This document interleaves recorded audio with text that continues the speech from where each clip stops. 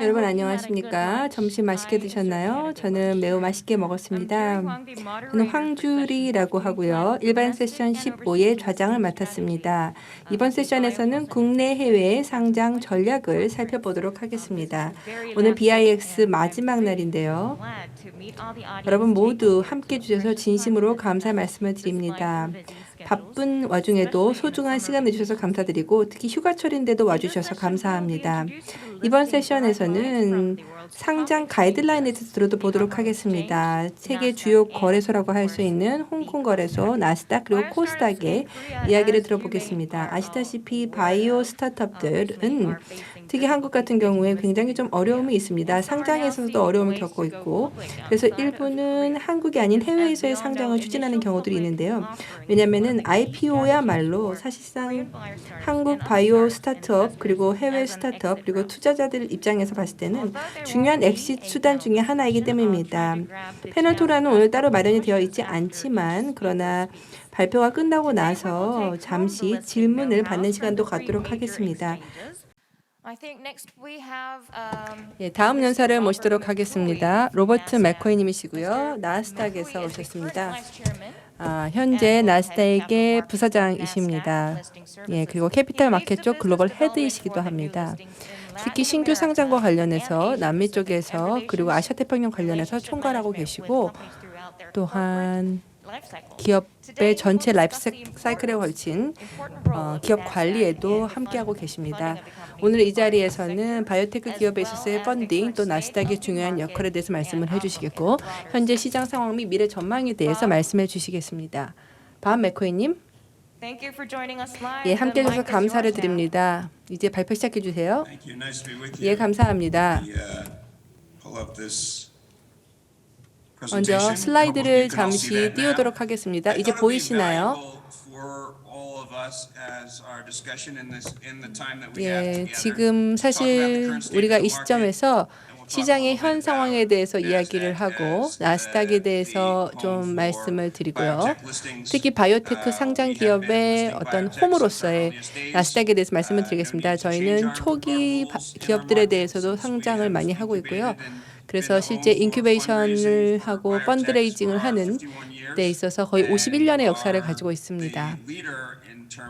또한 이 시장에 있어서의 리더라고 할 수 있겠는데요. 실제 상장 기업 숫자 면에서 보더라도 탁월하고 바이오테크, 바이오파마 관련해서 보면은 거의 한 1,200개의 기업들이 나스닥에 상장이 되어 있습니다. 예, 규모나 분야나 굉장히 다양하고요.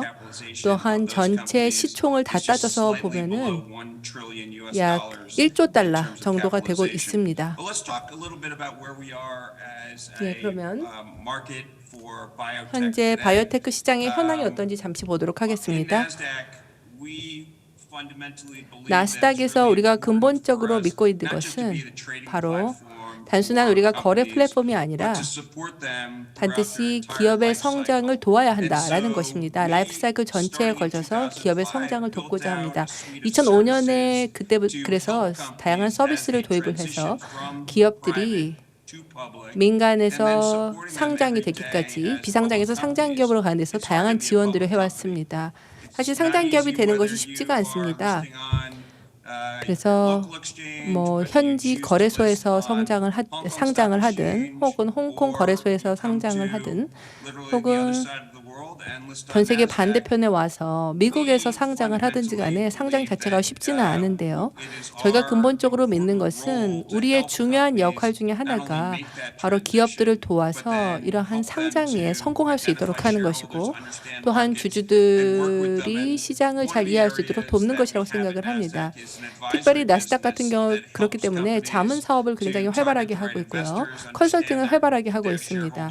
예, 그래서 주주 기반이라든지 이런 것들에 대해서 잘 설명을 해주고 있고요. 또한 상장에 있어서도 많은 도움을 주고 있습니다. 또한 산업별로에서 어떤 일이 일어나고 있는지도 저희가 알려주는데요. 헬스케어가 실제로 상장 기업 숫자로 보면은 저에게는 가장 큰 산업 중에 하나입니다. 그래서 저희가 현재 이 헬스케어의 현황을 잠시 보도록 하겠는데요. 헬스케어 쪽에 있어서의 성과를 보시게 되면은 매우 좋은 것을 볼 수가 있습니다. 작년에 실적이 굉장히 좋았죠. 그리고 지금까지도 지금 2022년 상반기까지도 상당히 좋은 모습을 보이고 있습니다. 특히 시장에서 일어나고 있는 주요 테마들을 보시게 되면은 일단 금리 인상이 있겠고요. 그다음에 연준위의 이러한 발표 내용들이 있습니다. 현재 사실은 시장의 부진의 원인이라고 할 수가 있겠고요. 또한 글로벌 공급망의 교란으로 인해서 인플레가 발생을 하고 있죠. 또 우크라이나 전쟁으로 인해서 전례 없는 소비자 가격이 상승하고 있습니다. 지정학적 리스크도 현재 있죠. 특히 아시아에서도 이러한 지정학적인 리스크가 크게 증가하고 있습니다. 공급망, 아까도 말씀을 드렸지만 공급망에 대한 이슈도 있고요. 자, 이렇게 되면서 지난 몇 달 동안에 시장에 이러한 역풍들이 좀 있게 되면서 주식시장에서도 자본이 많이 빠져나가고 있습니다. 저희가 이제 바이오테크 지수를 보시게 되면요. 저희가 나스닥 바이오테크 지수를 두고 있는데요. 여기 보시게 되면 사실은 이제 나스닥이 리더십을 발휘해서 이러한 지수를 선제적으로 개발을 했죠. 뿐만 아니라 매우 시장의 상황이 불안정한 상황에서도 그러나 NBI는 굉장히 견조한 모습을 보이고 있습니다. S&P 500 지수가 거의 20% 가까이 하락한 상황에서도 나스닥 바이오테크 지수는 16%만이 하락을 한 것을 볼 수가 있습니다. 그래서 제가 강조하고 싶은 것은요. 사실 이렇게 될 수 있었던 것은 특히 이제 시총이 큰 대형주들, 특히 50억에서 100억의 시총을 가지고 있는 이러한 기업들이 상당히 견조한 실적세를 보여줬기 때문입니다. 그래서 이러한 메가캡 기업들 같은 경우에 7%만이 하락하는 그런 모습을 보여주고 있습니다. 자, 그러면 바이오테크 분야에서는 어떤 일이 일어나고 있나요? 사실 지난 19개월 동안에 리스크를 계속 회피하는 성향들이 일어나고 있죠. 그리고 또한 일반 투자자들의 관심도 높아지고 있습니다. 바이오테크 줄어들고 있습니다. 시장이 계속해서 지금 매도세로 돌아서게 되면서 일반 투자자들의 관심도 지금 많이 꺼져 있는 상황이고요. 또한 시장을 움직일 만한 M&A 딜도 지금 점점 줄어들고 있는 상황입니다. 그래서 지난 수년 동안 주목할 만한 M&A가 별로 나타나지 않았다라는 것이죠. 그래서 올 초에 특히 거의 말랐다라고 할 수가 있겠고요. 그리고 또한 FDA 같은 경우에도 이전보다는 좀 덜 우호적인 모습을 보이고 있습니다. 특히 임상 연구나 이런 것에 있어서 좀 더 까다로운 모습을 보이고 있고요. 또한 금리도 지금 인상이 되고 있죠. 미국에서 금리가 인상이 되었고 전 세계적으로도 금리 인상이 일어나고 있습니다. 하지만 동시에 IPO도 상당히 많은 것을 볼 수가 있습니다. 미국에서 IPO가 상당히 활발했었는데 이건 조금 이따 말씀을 드리겠습니다. 파이낸싱 관련해서는 어떤 트렌드가 있느냐를 보시게 되면 여기 보시면 아시겠습니다만 일단 2020년, 2021년도에 딜 숫자가 거의 기록적으로 높았었죠. 수많은 IPO가 있었습니다. 그래서 해마다 이런 상황을 보시게 되면 2020년 같은 경우에 IPO 숫자, 또 팔로원 액티비티 숫자 이런 것들을 보시면 거의 최고 기록을 갈아치운 해라고 할 수가 있겠습니다. 딜의 숫자 면에 있어서도 그렇고요. 2019년에서 2021년까지 보시게 되면은 막대한 수익과 자본이 형성이 되었죠. 그렇게 되면서 그 다른 어떤 시장보다도 헬스케어 시장이 활발한 모습을 보였었습니다. 자본 조성에 있어서 막대한 성과를 거둔 바 있습니다. 자, 그러면 투자자 입장에서 봤을 때는 어떤 것을 주목하게 될까요? 현재 이러한 시장 현황을 보면서 투자자는 무엇을 주목할까요? 현재 시장은 방어형 대형주 위주입니다. 즉 투자자들이 주로 이쪽으로 투자를 많이 한다라는 것이죠. 그래서 시장에서 특히 이제 지난 상반기 동안에 오버퍼포먼스를 보여준 부분이 바로 대형주 쪽이 되겠습니다. 투자자들이 아무래도 이쪽으로 많이 가고 있다라는 거고요.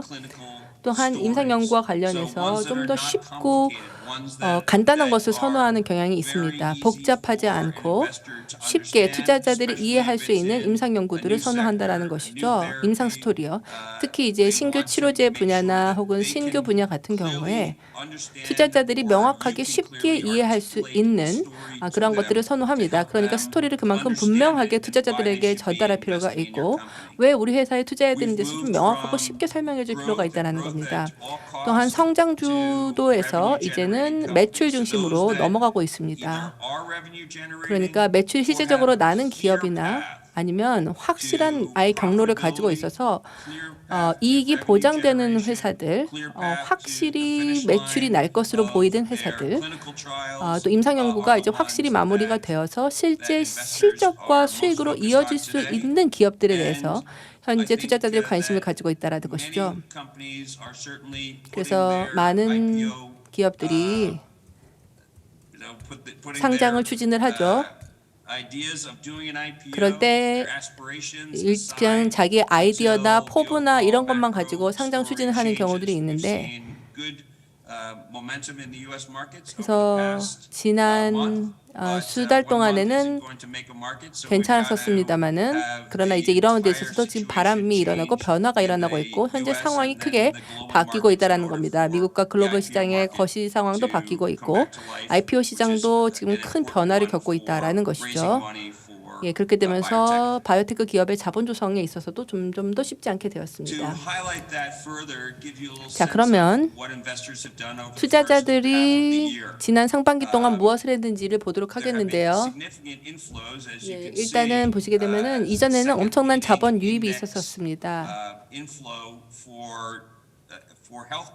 특히 헬스케어 쪽 같은 경우에 주식시장 쪽으로 해서의 많은 자본 유입이 있었지만 다른 시장 같은 경우에는 하고 비교해 보면 헬스케어가 이제 최근에는 오히려 자본이 많이 빠져나가는 시장이 되고 있습니다. 실제 헤지 펀드가 자본을 이제 빼는 시장들을 보시게 되면은 헬스케어가 두 번째로 많습니다. 예, 그리고 가치 투자자들 같은 경우에도 이제 상당수 자본이 빠지고 있는 것을 볼 수가 있습니다. 이들 투자자들 같은 경우는 굉장히 공격적인 모습을 보이고 있죠. 헬스케어 쪽에서도 상당히 공격적인 투자를 했었었는데요. 그러나 이제 가치 추구형 같은 경우에 이제 점차 방어적으로 투자 추이를 바꾸고 있으면서 바이오테크 쪽에서도 굉장히 방어적인 투자를 이제는 하고 있습니다. 앞에서도 말씀을 드렸지만은 특히 나스닥이 빛나는 분야 중에 하나가 바로 저희한테 자문력이 있다라는 것인데요. 그래서 이런 식으로 자문력들이 이런 보고서를 내놓게 됩니다. 우리 고객들한테 내놓는 게 이러한 자문력 보고서가 되겠고요. 시장 현황에 대해서도 알려주고 트렌드에 대해서도 알려줍니다.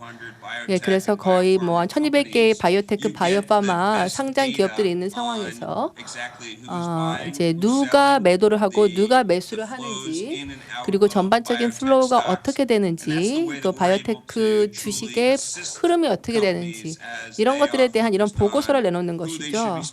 예, 그래서 누구한테 시간을 보내야 되는지, 어떤 투자자를 공략해야 되는지, 또 어떤 투자자들을 좀 피해야 되는지, 이런 것들에 대한 보고서를 저희 자문사업부에서 내놓고 있습니다. 그래서 이걸 보시게 되면 현재 바이어가 누구이고 셀러가 누구인지를 확인하실 수가 있습니다. 여러 이제 헤지펀드별로 해서 또 대형 투자자별로 해서 어떤 상황인지, 특히 22년 1사분기 관련해서 지금 트렌드를 보여주고 있습니다. 자, 그러면은 현재의 트렌드에 대해서 잠시 말씀을 드리자면요. 여기 보시면 아시겠습니다만 현재 나스닥 바이오테크 지수 하고 그다음에 기관 투자자의 이러한 흐름들을 보고 계신데, 바이오테크 쪽에서 6월 중순에 자본을 상당히 뺀 것을 볼 수가 있습니다. 그리고 나서 이후에 굉장히 좀 공격적인 모습을 보여주어서 이 차트가 올라가는 모습을 보여주고 있습니다. 바이오테크 투자에 대한 트렌드가 지난 수달 동안에 조금 올라가는 것을 볼 수 있습니다. 예. 그래서 좀 더 많은 데이터와 시간을 보면서 저희가 바라는 방향대로 시장이 움직이지는 좀 더 지켜봐야 할 것 같습니다. 자, 그렇다면 이 섹터의 반등을 가져올 수 있는 요인들이 뭐가 있을까요? 일단은 글로벌하게 매크로하게 봤을 때 이런 대기 물량들, 오버행들이 있는데요. 이런 오버행이 이제 사라지고 있습니다. 한 달에 좀 좋은 실적만으로 사람들을 끌어모을 수가 없는 것이죠. 그리고 또한 미국의 금리 환경에 대해서도 점점 더 이제 우리가 이해를 하게 되었고, 또 바이오테크 같은 경우에는 규제나 이런 쪽이 좀 우호적이어야 되죠. 또 M&A가 좀 더 살아날 필요가 있습니다. 또한 비상장 시장과 상장 시장 간에 있어서의 밸류에이션 갭도 좀 좁혀질 필요가 있습니다. 또 일반 투자자들이 다시 돌아와야 되죠. 그래야만 시장이 반등을 할 수가 있습니다.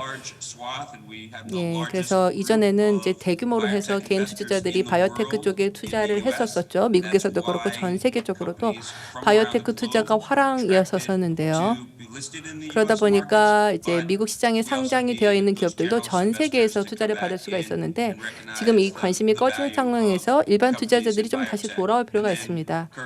그리고 또한 현재 FDA의 이러한 고위진들 같은 경우도 좀 변화가 필요하고 또 약가에 대해서도 조금 더 이제 명확해지는 것이 필요합니다.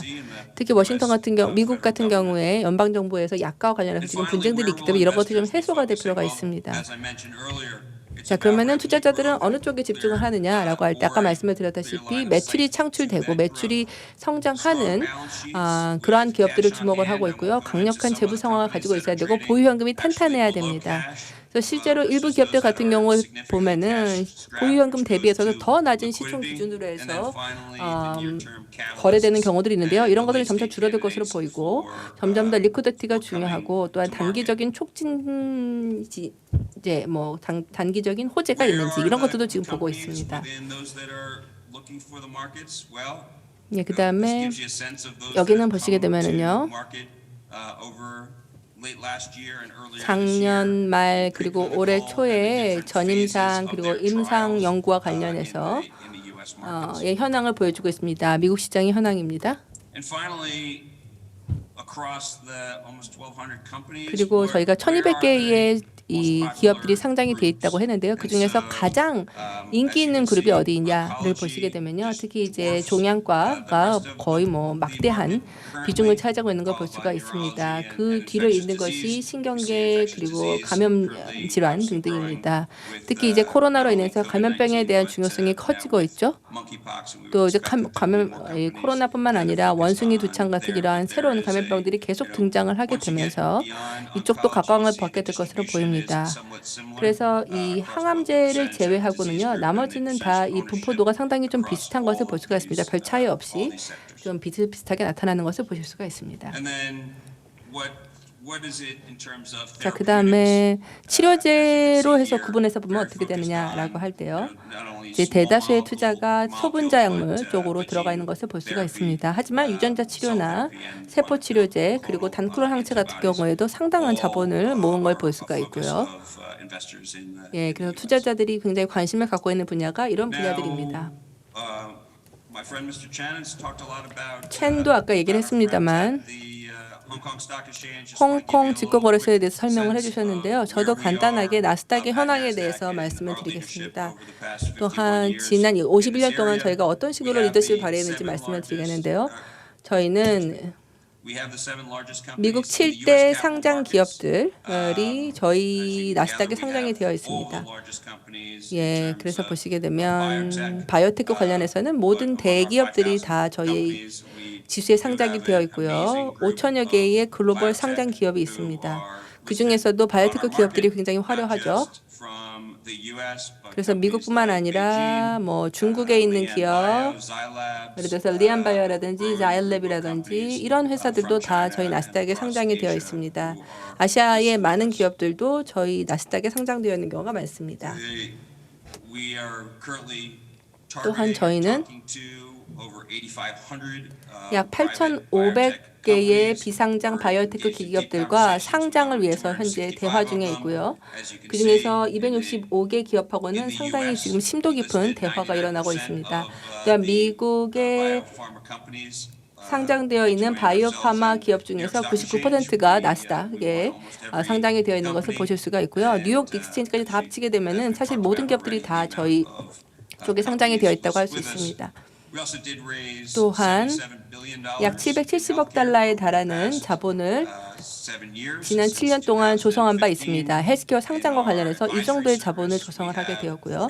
또한 자문력을 보시게 되면은 45명의 자문력이 있습니다. 헬스케어 쪽을 전담을 해서 미국 기업의 주식시장, 미국의 주식시장 그리고 상장시장에 대해서 많은 도움을 주고 있습니다.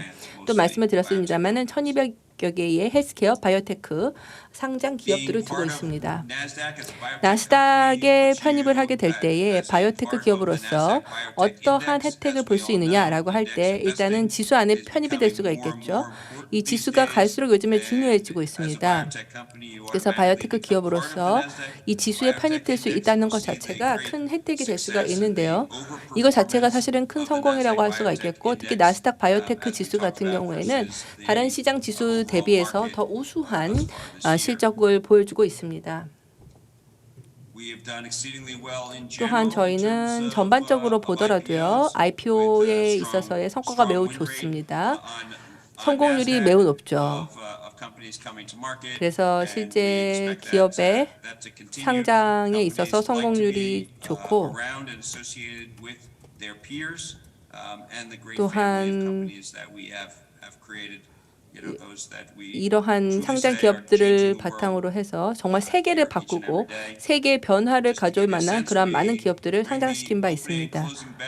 그래서 매일매일 저희가 오프닝하고 클로징 벨이 울릴 때마다 새로운 기업들이 상장이 되고 있고 이들을 우리가 환영하고 그래서 여기 보시면은 VIP 조찬으로 저희가 시작을 해가지고 뿐만 아니라 기업들이 나스닥 타워에 방문하실 수도 있죠. 타임스퀘어 한복판에 있는데요. 그리고 이 상장에 성공하게 되면 이러한 다양한 축하 잔치를 합니다. 그리고 이제 투자자들이나 직원들이 이런 나스닥 상장 프로세스를 잘 알 수 있도록 하기 위해서 자세하게 안내를 하고 있습니다.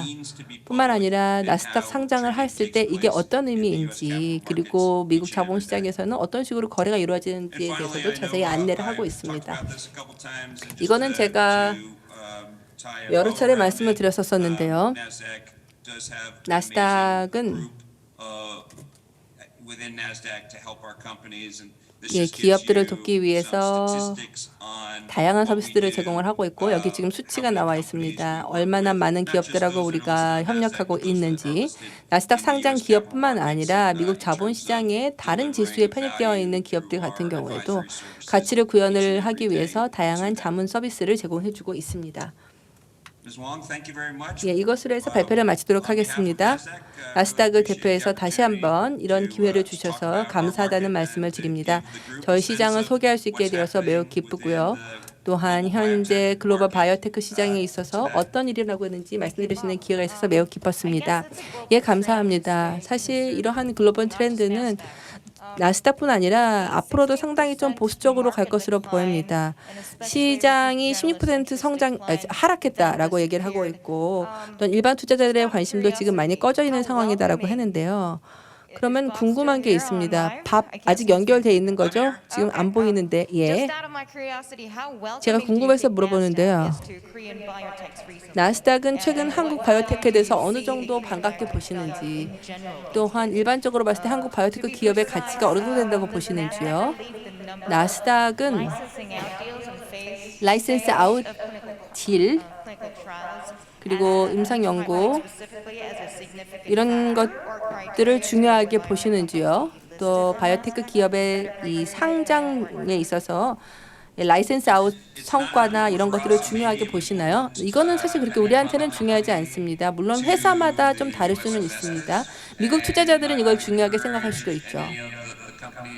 하지만 저희는 그렇지 않기 때문에 혹시라도 이 부분과 관련해서 조금 궁금한 게 있으시다라고 하게 되면은, 특히 이제 시장의 포지셔닝이라든지 아니면은 지금 투자자들의 태세가 어떤지 이런 것들이 궁금하시면 저희한테 연락을 주시기 바랍니다. 근데 기본적으로 저희는 기업들이 자본 조성을 할 수 있도록 플랫폼을 제공하는 회사입니다.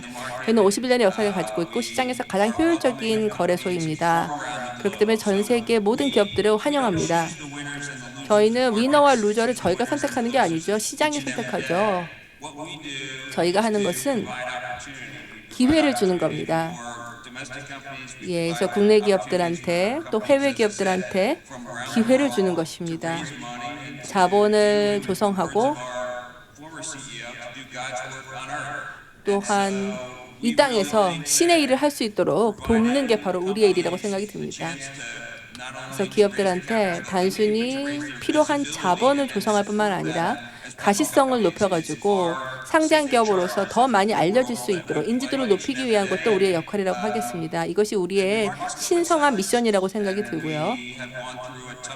그리고 또한 그동안에 거버넌스 이런 부분 관련해서 지난 2년 동안 사실 상당히 어려움을 겪었었죠. 그래서 시장 상황이 물론 어려울 수는 있겠습니다만은 그럴 경우에는 때때로 그럴 경우에는 좀 물러서서 시장을 좀 잘 이해할 필요가 있습니다.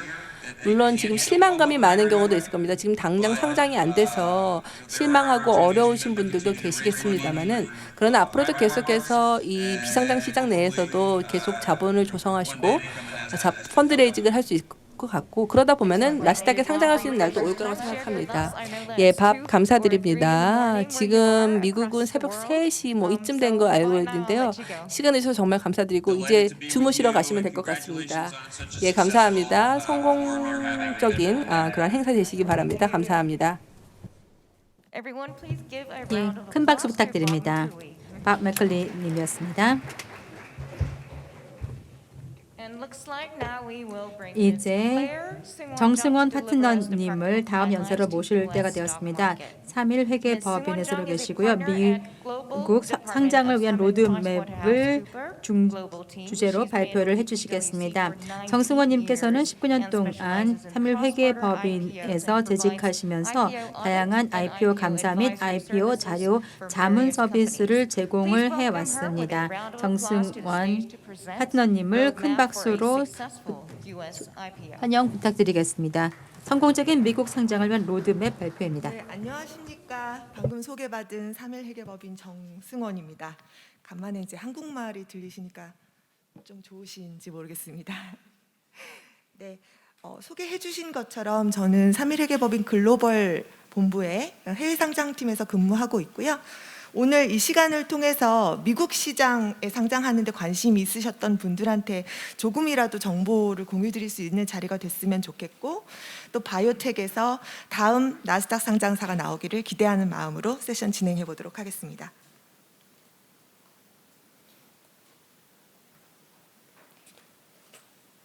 네, 여러분들이 상장을 생각하는 데는 아마 여러 가지 요건들이 있으셨을 겁니다. 물론 이제 레이스 머니가 제일 큰 이슈겠죠. 자금을 조달하고 나서 그 자금으로 제가 뒤를 보지 않고 여기를 봐야 되는군요. 자금을 조달하고 나면 그걸 가지고 시너지가 날 수 있는 동일한 유사 기업을 어콰이어 하려고 생각하실 수도 있고요. 그리고 자기하고 처음부터 같이 했던 탤런티드 인플로이에게 인센티브를 주고 싶으실 수도 있고 상장사 인플로이가 되니까요. 그리고 이제 다양한 투자자들이 엑시트하실 수 있는 기회를 마련해줘야겠다라고 생각하실 수도 있을 것 같습니다. 네, 그런 기대를 가지고 상장을 준비하고 있고 그런 기대에 맞춰서 2021년 3월에 다들 아시겠지만 쿠팡이 NYSE에 상장을 했죠. 그때 5조라는 돈을 공모하게 되었습니다. 그러면서 그때 당시 기업 가치가 상장 그 시점에는 한 60조 정도 됐었고요. 가장 가치가 많이 나갔을 때가 100조 정도 됐습니다. 물론 지금은 이제 가격이 많이 떨어져 있는데요. 그 힘을 빌어서 더블다운 인터랙티브라는 게임 회사가 추가적으로 상장을 했습니다. 9월에 이루어졌고요. 다들 기억하실지 모르겠지만 미국 상장 이제 우리나라 기업이 미국 상장하기 이번이 처음 케이스가 아니고요. 2002년, 2003년 이때쯤에 많이 있었고 2006년 정도까지는 계속 이제 그 닷컴 버블이 있으면서 상장이 많이 있었었어요. 그러다가 이제 우리나라 상장을 하는 것만으로도 충분히 캐피탈을 끌어모을 수 있다는 생각도 있으셨고 또 상장을 좀 해보고 나니까 이게 상장이 끝이 아니라 유지를 하는 데에도 도움이 계속 자금도 많이 소요되고 힘들구나. 우리나라에 상장한 게 아니니까요. 그런 생각들을 하시면서 잠시 뜸했었던 것 같습니다. 그래서 오랜 시간을 기다려서 다시 이제 상장이 발생하고 있습니다. 네. 이제 상장 결정을 하실 때 어떤 자본시장에 상장해야 될지를 또 고민하게 되시죠. 그러면 이제 자본시장별로 상장 요건들이 있습니다. 그건 이제 책자에도 많이 나와 있고 지금 뭐 설명해 주시는 분들도 이제 사이트에 들어가도 다 나와 있는데요. 대부분 상장을 준비하시는 회사들은 어느 정도 프리 IPO도 한 상태이기 때문에 특히 나스닥 같은 경우에는 캐피털 그 시총이 어느 정도 금액 이상이면 상장할 수 있는 요건이 있어요. 그래서 그런 리퀘어먼트만으로 뭐 이제 상장이 자체가 불가능한 경우는 없고요. 그리고 이제 상장을 하게 될 때 어느 정도 스피드로 할 수 있을 것인가, 당장 right now 내가 상장사가 될 수 있을 것인가, 그리고 돈은 얼마나 소모가 될 것인가, 그리고 이 자본 시장이 나의 섹터에 얼마나 favorable 할 것인가, 뭐 이런 것들을 고려를 많이 하시게 됩니다. 그런 것들과 더불어 내가 공모를 했을 때 얼만큼 자금을 용이하게 끌어들일 수 있는지, 이런 것들은 마켓 사이즈하고도 조금 관련이 있을 것 같아요. 그래서 이제 오른쪽에 슬라이드를 담아봤는데, 보시는 것처럼 NYSE, 나스닥 이게 지금 2022년 1분기 말 기준입니다. 으로 봤을 때 이게 27 트릴리언 US 달러면은 한 3경 정도 되는 거라고 생각하시면 되고요. 그거하고 이제 나스닥이 비슷한 정도의 규모이고, 이 위쪽의 그래프는 기업 수입니다. 상장되어 있는 기업 수이고요. 그리고 보시면 또 많이 관심들 가지고 계시는 데가 이제 런던 스탁 익스체인지 관심 있으시고, 홍콩도 관심 있으시고, 당연히 우리나라는 물론 관심 있으시죠. 규모로 보건대 한 각각의 10분의 1 정도 되는 사이즈니까 우리나라도 상당히 많이 커진 걸 보실 수 있습니다. 네. 그 다음은 제가 마켓 섹터를 말씀드렸을 거예요. 그 시장에서 어떤 섹터에 페이버러블한가를 볼 수 있는 지표로, 그 22년 1분기 말 기준으로 또 마찬가지로 상장 기업 수를 섹터로 분석해 본 자료입니다. 보시면 NYSE도 그렇고 나스닥도 그렇고 바이오 섹터가 이 기업 수 기준이라는 건 조금 감안해 주셔야 될 것 같아요. TMT 산업들은 기업당 그 규모가 조금 더 크니까 기업 규모로 생각하면 요 정도의 비중은 아닐 수 있는데, 상장 기업 수로 따지면 34%가 바이오 회사일 정도로 많은 비중을 차지하고 있습니다. 이 오른쪽은 이제 US IPO 트렌드인데 아까 설명을 잘 해주셔서 그냥 넘어가도록 하겠습니다. 네, 그리고 바이오텍 회사의 IPO라고 하면 생각할 수 있는 키 이슈들이 뭐가 있을까를 적어봤습니다. 이거는 이제 제가 여러 바이오 회사분들을 만나보면서 또 직접 느꼈던 부분이기도 한데요. 보면 상장 직전에 리스트럭처링을 고민하시는 경우들이 많이 있습니다. 왜냐하면 이제 R&D 상태에서 한참 개발을 하고 이제 IP가 어느 정도 생길 즈음에 이제 내가 매출이 나겠구나 생각을 하면서 IPO 생각을 하시거든요. 그러면 그동안은 R&D가 내가 한국에서 있었는데 아니면 미국에서 있었는데 앞으로 매출은 어디에서 발생할 것 같다, 이런 것들을 고민하시면서 리스트럭처링을 고민하시고요. 그에 따라서 이게 프리-IPO 하면서 회사의 지분 가치가 조금 높아진 게 있기 때문에 항상 텍스 리퀴즈가 발생합니다.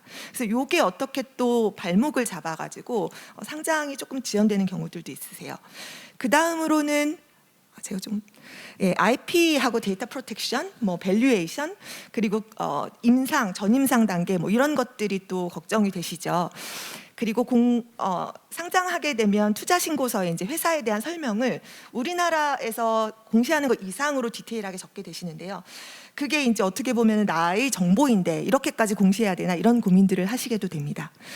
이제 오른쪽은 작년 2021년 기준으로 탑10 바이오텍 회사 상장된 회사들이고요. 보시면 여러 가지 정보들이 여기 있는데, 그 제일 밑에가 이제 307이라고 돼서 이게 3천억 정도에서 7천억 정도 공모를 한 거고요. 전체 자본 그 마켓캡 기준으로는 한 30%에서 50% 정도. 일반적으로 상장하면서 한 10에서 20% 정도 공모하시는 것보다는 조금 규모가 그 비중이 큰 편이고, 그만큼 다일루션이 많이 된다고 생각하시면 되겠습니다. 또 오른쪽에 보시면 제가 스테이지를 적어놨는데요. 보시는 것처럼 전인상 단계 그리고 임상 1단계 정도의 회사가 10개 중 7개가 됩니다. 아까 그 설명 주셨던 이 그래프가 중간에 있었는데요. 제가 그거랑 왜 다를까 생각을 해보니까, 그거는 이제 상장되어서 지금까지 유지되고 있는 회사들의 이 스테이지를 말하니까 당연히 그 이상, 그 임상 3단계, 4단계 이 이후가 많겠죠. 근데 상장할 때 당시에는 전임상 단계에서도 상당히 많은 회사가 상장하고 있다는 건 좀 고무적인 것 같습니다. 네, 그러면 이제 상장을 준비하실 때 어떻게 진행이 되는지를 설명드리겠습니다. 보통은 이제 IPO 레디니스라고 해서 상장사가 될 준비를 어느 정도 마치고 난 다음에는 한 1년에서 1년 반 정도 걸린다고 생각하시면 되고요. 그리고 이 주요 마일스톤별로 제가 뒤쪽에서 조금 더 설명드릴 테니까 여기선 넘어가고, 대략적인 프로세스는 한국에서 상장을 준비해 보셨으면 비슷하다고 생각하시면 되고요. 대신에 이제 투자 신고서 이거랑 비슷한 게 여기서 말하고 있는 S1이고요. 이거는 이제 미국 상장, 그러니까 미국 도메스틱 파일러가 상장하게 됐을 때 쓰는 다큐멘트명이고, 우리나라에서 이제 외국 기업으로서 상장하게 되면 F1이라는 다큐멘트 이름을 씁니다. 그거 빼고는 좀 비슷하다고 보시면 되겠습니다. 그 다음에 이제 트래디셔널 IPO뿐만이 아니라 그 스펙으로 상장하는 것들도 많이 비중이 늘어서 최근에는 한 50% 정도 가량이 스펙으로 상장을 하고 계십니다. 그래서 이제 보시면 스펙으로 상장했을 때 좋은 점은 다들 아시겠지만 이미 상장되어 있는 스펙과 합병만 하면 상장이 되는 거기 때문에 상장이 어떻게 보면 개런티 된다라는 점에서는 참 좋죠. 근데 내가 아닌, 여기서 이제 상장하는 회사가 타겟입니다. 내가 아닌 누군가 이미 상장되어 있는 스펙하고 합을 맞춰서 서로의 이해관계를 맞춰서 상장해야 되다 보니까 중간에 틀어지는 경우들이 상당히 많습니다. 그리고 이 스펙이 나와 평생을 같이 한 직원들 같지 않아서 상장하고 난 다음에 바로 리딤 해버리는 경우들이 많아요. 그래서 최근에 이게 많이 이슈가 돼가지고 상장을 해서 공모를 해야 되는데 자금을 모으려고 한 건데 80%, 90%가 그냥 빠져나가 버리면 아무 의미가 없잖아요. 그래서 스펙이 다시 요새는 하지 마 이런 분위기가 조금 되고 있어요. 네, 그래서 제가 상장 준비를 하고 나서부터 1년에서 1년 반 정도라고 말씀을 드렸는데 그 준비 단계가 상당히 중요합니다. 바이오 회사들의 경우에 특히 이제 그동안 개발에 이제 포커스를 해서 회사가 운영이 되었을 거 아니에요. 근데 상장이 되려고 하면 어느 정도의 백본을 갖추고 있어야 되거든요. 그걸 준비하기 위해서 시간이 많이 소요가 되는데, 예를 들어서 제가 지금 간단하게 설명드렸지만 어느 시장이 나한테 적합할 것인가, 그리고 상장하고 나서 상장 기업으로서 문제가 되지 않도록 내가 운영할 수 있을 것인가 또 고민하셔야 되고요. 그리고 재무제표 감사를 미국에서도 인정받는 기준으로 감사를 받으셔야 되다 보니까 그것도 조금 어려움이 있으시고, 또 내 회사를 상대방 피어하고 비슷하게 내가 뭐가 좋아라고 자랑을 하기 위해서는 나의 KPI가 뭐고 난겟 메저라고 해가지고 그 회계적인 그 정보는 아니지만 회계는 에비타 같은 거죠. 나의 회사를 좀 더 잘 설명하기 위해서 필요한 수치들을 관리하는 작업도 하셔야 되고요. 그 외에도 이제 여러 가지 것들이 있어서 또 이제 인터널 컨트롤 같은 거 우리나라 삭스 준비하시듯이 US 삭스 준비도 하셔야 될 거고요. 그렇기 때문에 IPO 레디니스가 상당 기간이 소요된다고 보시면 되겠습니다. 그 다음으로는 생각하시는 부분이 두 가지 키 메시지인데, foreign private issue가 될 것인가 를 고민하십니다. 왜냐하면 내가 도메스틱 파일러가 아니라 포린 프라이빗 이슈어가 되면, 왜냐하면 나스닥 입장에서도 외국 기업까지 나한테 와준다는데 얼마나 고맙겠어요. 그래서 페이버를 좀 줍니다. 그래서 외국 기업으로 상장이 가능하게 되면, 예를 들면 재무제표 감사를 3년을 보통 도메스틱이 받아야 되는데 2년만 받으면 된다든지, 아니면 미국 기업이면 무조건 US 갭으로 파일링을 해야 되는데 IFRS도 받아준다든지, 그런 장점들이 있어서 FPI를 만족하는지를 일단 보시고요. 그 다음에 이제 EGC라고 Emerging Growth Company는 그 작은 기업이지만 성장 가능성이 높은 회사들을 유치하기 위해서 만든 룰이고요. 이게 스테이터스가 복잡하게 되어 있지만 그냥 쉽게 생각하면 매출 1조가 안 되면 해당이 된다고 보시면 돼요. 그래서 보시는 것처럼 98%의 바이오텍 컴퍼니가 이 EGC 요건을 만족해서 상장을 하게 됩니다. 그래서 이 요건을 만족을 해도 여러 가지 장점들이 있으니까 기억하시면 좋을 것 같고요. 그다음에 파일링 리퀘어먼트든 재무제표 같은 것들을 준비하시는 주요 요건인데, 제가 오늘 이거 좀 너무 아카데믹하게 준비하다 보니까 조금 중요한 것만 말씀을 드리면, 말씀드렸던 것처럼 2년, 3년 재무제표를 준비하게 되고요. 그리고 SOX 404가 이제 경영진이 내가 잘 준비하고 있습니다라고 하는 것과 회계사가 보기에도, 감사인이 보기에도 잘 되어 있습니다라는 의견을 두 개를 다 내게 되고요. 그것이 아까 EGC 요건을 만족하게 되면 5년이 유예됩니다. 그래서 무조건 상장한다고 무조건 감사 의견을 받아야 되는 것은 아니니까 조금 좋은 점이 있습니다. 그리고 삭스 준비는 우리나라하고 비슷하게 준비하시면 되고요. 약간 다른 점이라고 하면, 우리나라는 상장할 때부터 내가 내부 통제에 문제가 있습니다라고 하는 경우가 잘 없잖아요. 근데 미국은 상장하고 나서 내가 내부 통제에 실은 문제가 있는 것 같아요라고 하면 소송당합니다. 그렇기 때문에 34%의 바이오 회사들이 상장하면서 나는 문제가 있는 것 같습니다를 미리 디스클로스하고 가십니다. 네, 그다음에 키 파티시펀트입니다. 저희가 상장할 때 이제 국내 상장하고 크게 다르지는 않은데 조금 더 많은 파티가 참석을 하는 것이 이제 캐피털 마켓 어드바이저라고 그 마켓에 대해서 어드바이스를 조금 해주시는 분들이 아까 나스닥일 수도 있고요, 아니면 회계법인일 수도 있고요. 그런 쪽들이 조금 들어와서 자문을 해주고, 그 다음에 회사의 리걸 카운슬과 그 언더라이터의 리걸 카운슬이 각각이 참여를 해서 IPO를 이끌게 됩니다. 그런 점이 조금 다르다고 보시고, 감사인과 PA 업무를 하는 쪽도 있어야 됩니다. 그래서 S1, F1 그 투자 설명서를 작성하는 작업은 이게 지금 약간 썸머리 레벨로 준비한 건데도 복잡하지요. 이제 좀 하이라이트를 하자고 하면 리스크 팩터라고 여기에 투자했을 때 어떤 위험들이 있으니까 조심하십시오라는 사항들, 그리고 내가 이 공모를 하고 나면 어디에 쓸 겁니다라는 사항들, 나의 비즈니스가 최근에 어떻게 운영되고 있었습니다, 이런 사항들을 공시하게 됩니다. 그리고 이렇게 재무제표를 감사받고 첨부해가지고 상장을 하시게 되면, 상장하려고 준비하시다 보면 가장 큰 허들이라고 생각하시는 것이 이제 SEC에서 리뷰 코멘트가 나옵니다. 그래서 재무제표를 준비했고 또 S1 다큐멘트를 준비했는데 내가 보기에 이건 규정에 맞지 않은 것 같아라는 질문 사항들을 모아서 보통은 한 달 내에 보내는데요.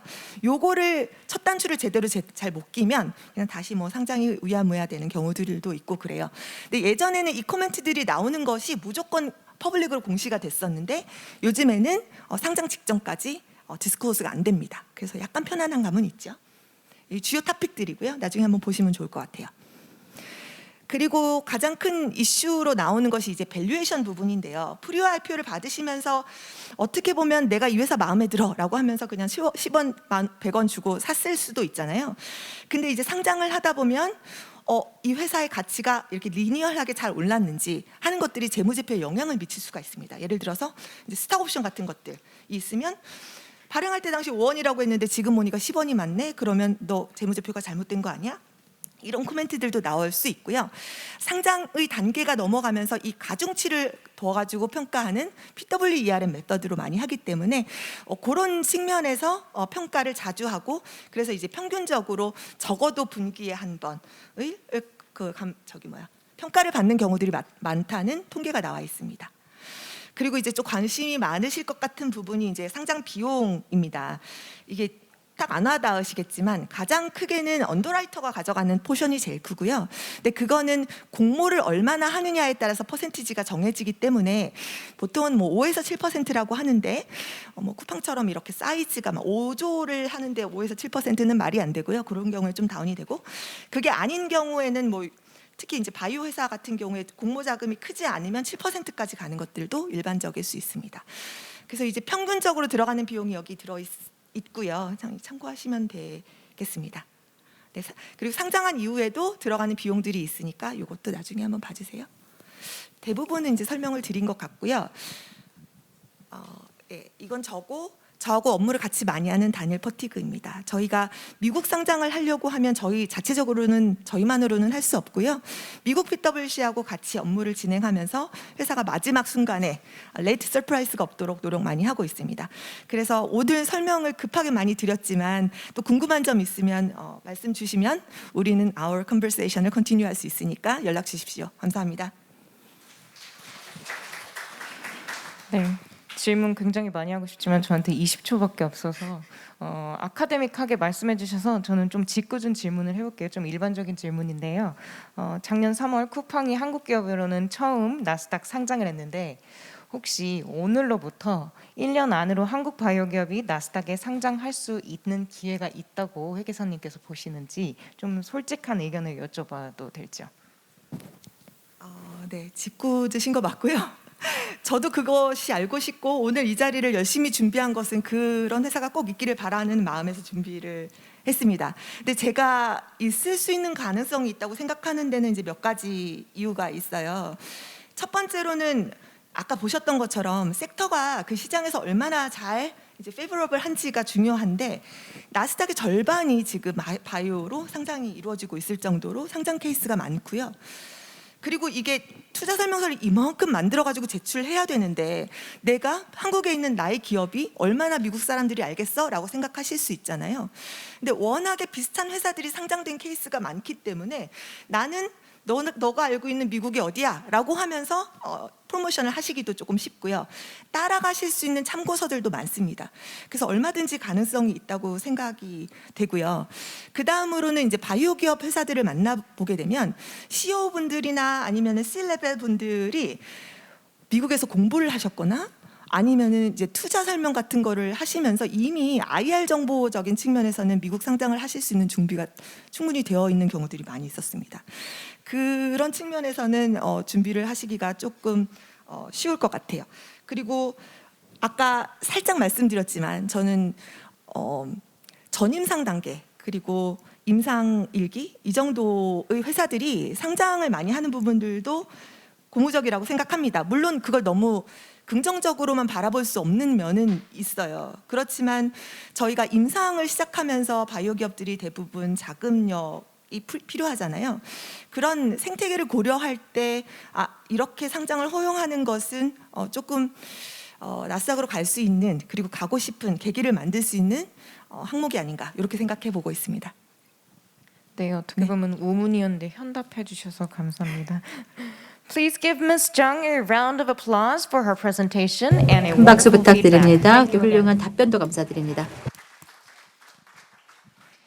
Finally, we have our last speaker from Korea 마지막 Exchange, 연사를 Mr. 모시겠습니다. Im Jae-lee, will be on 코스닥의 stage to give a 이임재 님이시고요. presentation on the status of Kosdaq IPO 코스닥 IPO and 현황, policy trends. 경쟁력 강화 Mr. Im 전략을 Jae-lee is 주제로 currently the 말씀해 senior 주시겠습니다. manager at the Innovative 임재님은 Growth Support Team at the 이노베이티브 Korea 한국 Exchange. And since joining the Korea 거래소에서 Exchange, he has worked 근무하고 on the 계시고 disclosure, 혁신성장팀에서 IPO, 함께하고 and 계십니다. accounting-related 다양한 departments. IPO를 In particular, 비롯해서 he has 회계 performed 관련된 reviewing 이슈들을 the general 관리하고 companies 계시고 and 특히 technology 기업 growth 심사도 companies for 하고 5 years. 있고 또한 지난 Now, please 5년 동안 welcome Mr. 기술 Lee 기업에 to the 대한 많은 stage with a 심사를 하신 round 바 of 있습니다. applause. 자, 그러면 큰 박수로 환영해 주시기 바랍니다.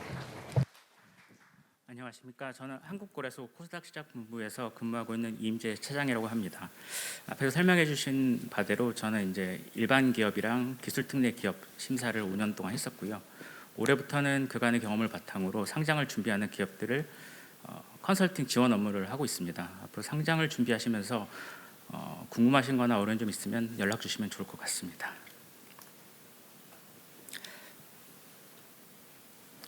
오늘은 이 목차를 통해서 목차대로 코스닥 IPO 현황 그리고 코스닥 경쟁력 강화 방안에 대해서 설명드리도록 하겠습니다. 먼저 코스닥 IPO보다는 코스닥 시장에 대해서 먼저 설명드리겠습니다. 올 6월 기준으로요. 작년 같은 경우에는 코로나나 여러 가지 이슈가 있었음에도 불구하고 지수는 상당히 좋았었습니다. 하지만 작년 말부터 시작해서 자이언트스텝 금리 인상, 전쟁 영향 등으로 지수가 지금 많이 내려와서 745포인트까지 내려왔습니다. 오늘 확인해 보니까 840 정도로 다소 회복한 모습이고요. 시가총액도 작년 말에 이제 446조에서 325조로 한 27% 정도 감소한 모습입니다. 시가총액이 줄어든 만큼 거래 규모도 동반 하락한 모습입니다. 상장 기업은 2021년 1,500사가 넘어서 1,532사였고요. 올 6월 기준으로 1,562사입니다. 이런 대외 환경 악화에 비해서 IPO 시장은 그나마 좀 건실한 모습을 보여주고 있습니다. IPO 현황입니다. 2021년 이제 상장 기업 수는 115개고 스펙을 제외했을 때는 91개였습니다. 그리고 이제 기특 같은 경우에는 31개로 제도 도입 이후 최대치를 달성했었습니다. 상장 청구 건수인데요. 이거는 작년에 158개로 2002년 이후 최고치가 2020년이었습니다. 그 수와 유사한 수치고요. 그리고 이제 기특 같은 경우에도 2년 연속 50개 내외의 기업이 청구하는 모습을 보이고 있습니다. 그러니까 2021년 같은 경우에는 기특이 기존에는 기특을 바이오 업종이 주로 많이 청구를 했었고 상장을 했었습니다. 그런데 2021년에는 이제 비바이오가 22개로 바이오에서 AI, 빅데이터, 메타버스 등 4차 산업 중심으로 비바이오 업종으로 다변화되는 모습을 보입니다. 그러면 이제 바이오 업종에 종사하시는 분들은 아니 이게 바이오가 줄어들어서 딴 부분이 늘어난 것처럼 보이는 게 아니냐고 말씀하실 수 있는데요. 지금 이 부분에서 기존에 그러니까 바이오 전통적인 바이오는 신약 개발 쪽입니다. 근데 신약 개발 쪽을 보시면 매년 6개 내외의 기업이 그대로 유지되는 모습이고요. 그러면 어느 부분에서 감소했냐고 보시면 체외 진단 부분이 감소를 했습니다. 그러니까 그 코로나 진단 키트 영향이 있는 것 같습니다. 그래서 이 부분이 좀 감소를 했고 다른 바이오 부분에서는 크게 변동이 없는 모습입니다. 올 IPO 실적입니다. 21년 같은 경우에는 115사 3.6조 원 시장에서 조달했고요. 22년에는 44개가 8천억 정도 조달하는 상황입니다. 올 6월 기준으로 신청 현황은 전년이랑 비슷한 수준이고요. 청구가 71, 75개 유사하지만 기특을 보시면 작년에 18개에 비해서 올해는 21개로 다소 증가한 모습입니다.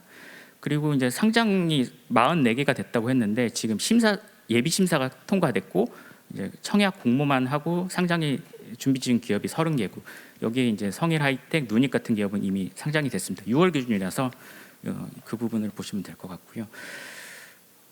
그 최근에 이제 보시면 바이오 기업이 상장이 좀 어렵고 뭐 부침이 많이 있다라고 받아들이시는 분이 많으신 것 같은데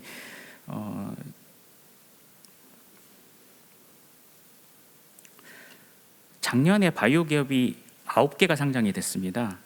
근데 이제 올 7월까지 기준으로 바이오 기업이 상장된 건수가 5개고요.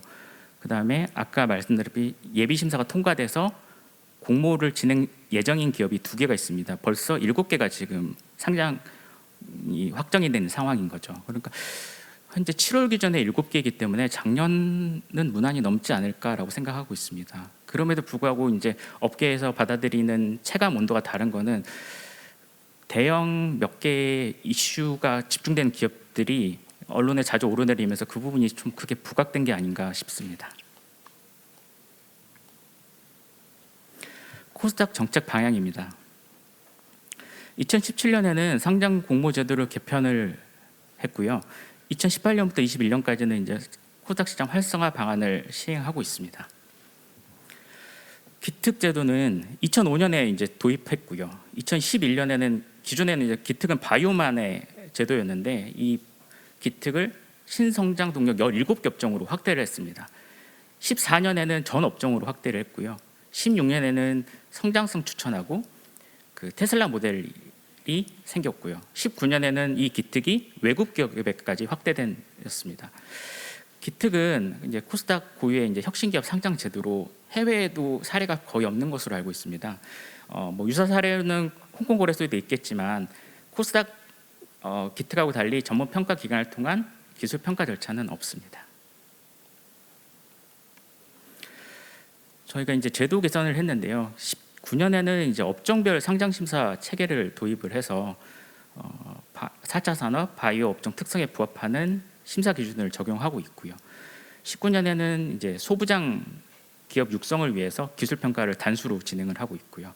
21년에는 시총 우수법인에게는 기특을 또 간소화하고 있습니다. 시총 5천억 이상에게는 1개, 그다음에 시총 1조 이상인 기업은 거래소가 평가를 하여서 시총이라고 하는 게 결국은 이제 시장에서 투자자들이 판단하는 기업의 미래 가치이기 때문에 이 부분에 대해서 거래소가 수용을 하고 시장의 평가를 저희 그 IPO에 반영하는 것으로 보시면 될 것 같습니다. 기존에 저희는 그 IPO를 할 때 재무 요건을 중심으로 봤습니다. 재무 요건이라는 게 결국 과거의 실적이 찍히는 부분이기 때문에 과거 실적 위주이고요. 최근에는 이제 시가총액 중심으로 바뀌고 있습니다.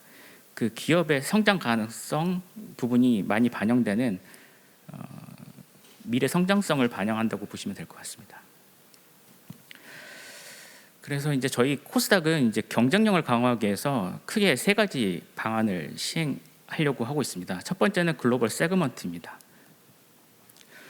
코스닥 안에 지금 1,500개 이상의 기업이 있고 이 코스닥이 성장성이 큰 기업들이 많다 보니까 이 스펙트럼이 너무 다양합니다. 그렇기 때문에 모든 기업을 포용하기가 좀 어려운 측면이 있어서 저희가 그러면 코스닥 대표 기업을 육성하고 시장의 질적 성장을 추구해야겠다는 목적을 갖고 이걸 추진하고 있고요.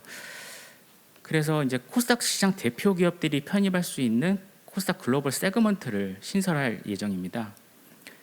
코스닥 일반 기업군의 상위 개념으로 포지셔닝을 잡을 거고요. 코스닥 정체성에 부합하는 기업들 중에서 미래가치, 지배구조 등이 우량한 기업들 상위 한 5% 수준, 한 70개에서 80개 정도 내외가 될 거라고 생각을 합니다. 그 기업들을 글로벌 세그먼트에 따로 편입을 할 예정입니다. 편입 요건은 시장평가라고 하는 게 결국 시총 요건이고요. 실적 요건은 이제 재무적 요건입니다. 그리고 이제 지배구조 요건을 충족했을 때 이제 글로벌 세그먼트로 편입할 수 있고요. 편입 시기는 이제 신규 기업은 상장 시점에 한번 판단을 하고 기존에 있던 상장 기업들은 연 1회 심사를 진행할 예정입니다. 그리고 이것도 기업이 신청주의로 하고 있습니다. 그래서 기업이 원하는 기업들이 신청을 하면 그 기업들 중에 자격이 되는 기업들을 편입할 예정입니다. 그러면 이제 시총 1위, 2위 이런 큰 기업들은 한번 글로벌 세그먼트에 들어가면 다시 이제 내려오거나 이런 부침이 별로 없을 겁니다. 근데 이제 그 경계선에 있는 기업들은 내려갔다 올랐다 내려갔다 올랐다 이렇게 변동이 있을 수 있습니다. 그러면 이 글로벌 세그먼트 운영이 어렵기 때문에 처음에 그 달성 조건이 있고요. 그 다음에부터는 유지 조건이 있는데 유지 조건은 약간 70% 정도 수준으로 완화해서 적용할 예정입니다. 그래서 크게 변동성이 해치지 않도록 그렇게 운영할 계획입니다. 그리고 이제 매년 이제 정기 점검을 통해서 자격 유지를 판단할 때 이제 한 70% 정도를 적용할 거고요. 관리 종목이나 상장 폐지 사유가 발생했을 때는 즉시 이제 자격이 상실될 겁니다. 그럼 이런 기업들에게는 어떤 혜택을 줄 수 있을지 고민하다가 세그먼트 지수를 개발하려고 합니다. 이 부분은 이제 코스닥 150하고 차별화돼서 우량 지표로 개발할 거고요. 이 지표에 편입이 되면은 시장에서 그 많은 자금이 유입될 거로 예상을 하고 있습니다. 일반 기업 같은 경우에 시가총액과 재무실적 요건을 보지만 바이오 같은 경우에는 재무실적 요건을 충족하기 어려울 수도 있기 때문에 R&D 요건을 봅니다. 임상, 신약 개발 실적이라든지 탑 20 기업에게 라이센싱 아웃이랄지 이런 실적이 있는 것들로도 충족된 걸로 판단을 하고요. 그다음에 지배구조 같은 경우는 지배구조원에서 지배구조 평가 등급을 충족했을 때 달성하는 것으로 봅니다. 전체 한 5% 정도를 예상합니다. 현재 이 부분에 대해서는 준비가 막바지고요. 올 10월쯤 이 제도를 시행할 예정입니다. 두 번째로는 기술평가 체계 표준화입니다. 기술평가가 이제 보통 일반 기업들 같은 경우에는 상장 예비 심사를 신청하고 진행을 하는데 기특기업 같은 경우는 먼저 기술평가를 진행을 해야 됩니다. 이 기술평가가 통과를 해야지 그 다음 절차를 진행할 수 있는 건데요. 이 부분에 대해서 지금 시중에서는 많은 우려도 있고 걱정도 있는 것으로 알고 있습니다. 하지만 이 부분은 저희가 크게 세 가지 이유 때문에 제도를 개선하는 건데요. 첫 번째는 평가 신뢰도 개선입니다. 24개 기관이 평가를 하다 보니까 그 기관별 점수 편차가 발생을 했습니다. 이 점수 편차는 결국 이 기술 평가 제도 자체의 신뢰성을 해칠 수 있기 때문에 이 평가 모델이 표준화되고 가이드라인을 만들어서 범위가 좁혀질 수 있도록 만드는 게 중요하다고 생각을 했고요. 그다음에 기존에 말씀드렸다시피 이 기특은 바이오로부터 시작을 했습니다. 그래서 바이오 외의 기업들에게 대한 특성을 반영한 평가 체계가 없습니다. 그냥 단일 평가 체계가 있기 때문에 이 평가 체계로 다른 비바이오 업종이 많이 들어오고 있는 상황에서 그들에게 적합한 새로운 평가 체계가 필요하다고 생각을 했습니다. 세 번째로는 최근에 이제 기술 평가 신청이 급증을 하고 있습니다. 그러면 이 기술 평가 신청하고 6개월 이내 상장 예비 심사를 신청할 수 있고 이 상장 예비 심사가 잘 돼야지 회사에 돈이 들어올 수 있는 상황인데요. 이러한 전체적인 회사의 중요한 의사 결정을 하고 타임라인이 있을 텐데 이 기술 평가가 병목 현상으로 계속 딜레이되면 전체적인 기업의 자금 계획도 많이 틀어지게 됩니다.